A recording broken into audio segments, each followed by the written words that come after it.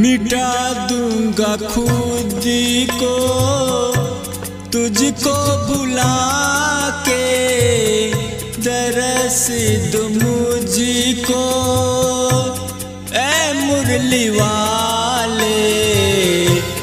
अगर तू ना आए ऐ बंसी वाले, अगर तू ना आए ऐ मुरली वाले, मिटा दूंगा खुद को तुझको बुला के।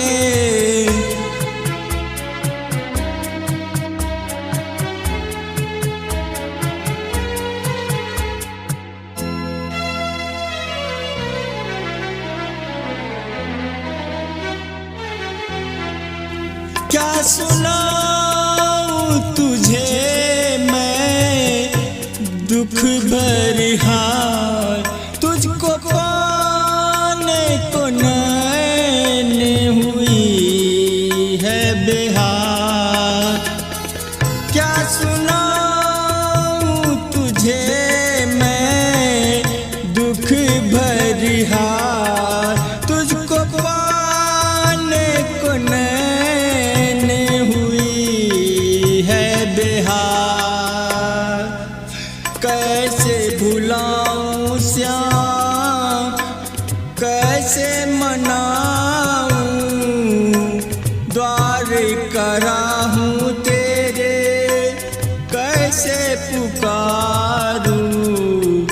अगर तू ना आए ए बंसी वाले, अगर तुम ना आए ए मुरली वाले, मिटा दूंगा खुद को तुझको बुला के।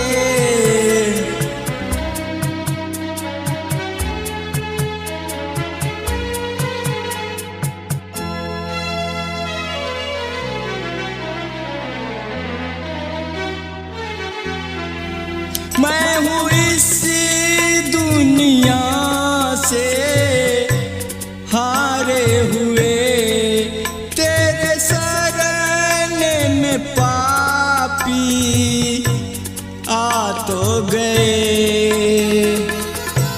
झोली खुली है मेरी हाथ उठी है, झोली को भर दे श्याम आस लगी है। अगर तू ना आए ऐ बंसी वाले।